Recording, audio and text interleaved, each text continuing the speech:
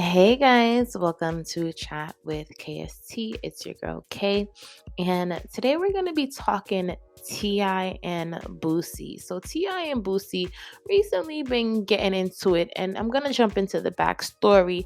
But let's see how Ti feels today about the relationship between the two. What is one piece of advice that you gave Zonique in her whole journey, especially now at this point of her journey, her music career? Watch the people you send to watch the people who watching the people. Elaborate.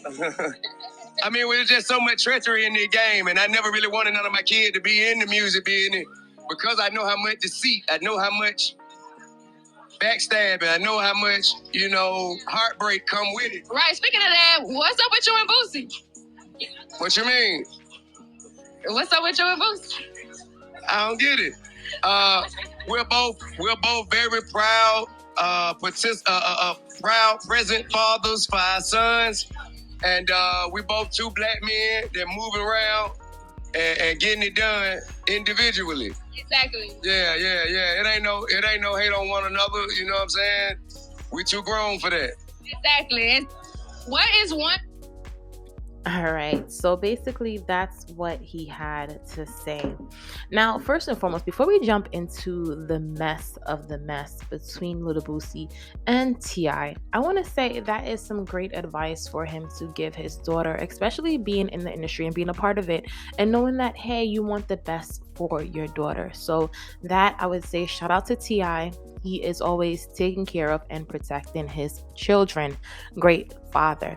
Now, Lil Boosie and T.I., there's been some scuffle going back and forth because T.I. in a podcast interview expressed some things that he had done in the past and how he may have been an informant for a cousin who may have died, but then he later on said it was like a joke and just a play on the situation and not really something that needed to be taken seriously.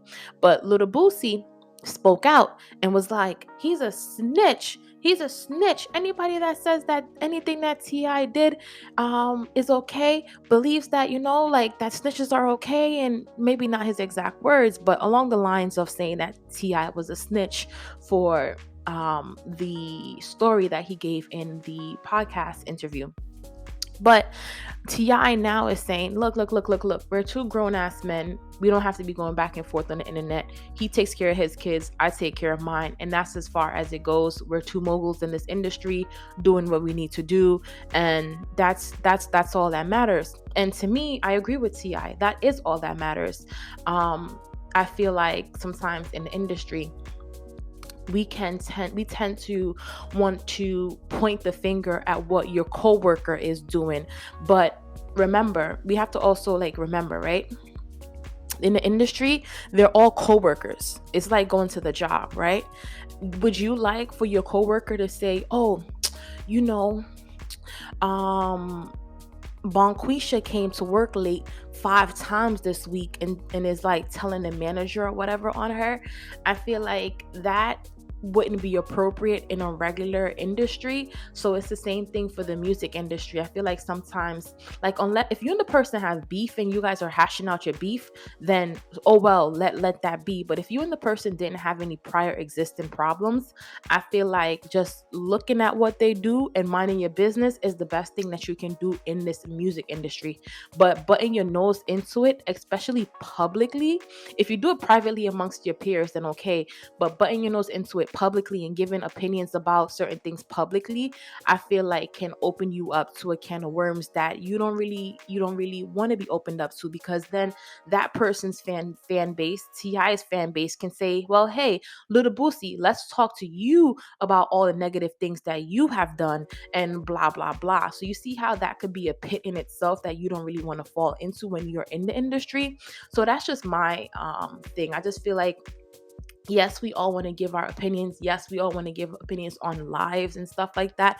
But when you are in a particular industry, when you are in a particular field, you just want to make sure that you're maneuvering that field to the best of your ability and not opening up yourself to unnecessary backlash, unnecessary feedback. Okay. And I like the way how T.I. handled it. And I feel like he is definitely someone that can maneuver difficult situations and has taught his children how to do so as well. So shout out to T.I. for taking the high road and not stooping to Boosie's level and deciding to bash Boosie the way how Boosie has bashed him. He told a story. However, the story is, whether truth, false, indifferent, it's not my business. That's T.I.'s business. T.I. needs to work that out, and that's how I'm going to be moving forward with it. But share in the comment section down below if you're listening to this on YouTube. What do you think? Do you think it's more to the beef between T.I. and Boosie? Or do you think it was really just some back and forth that was just really unnecessary, and that's something that they can move on from, especially being two black men in the industry? I'd love to hear your thoughts and comments down below. And if you're listening to this on Spotify or Apple Podcasts, I'll talk with you next time. Laters!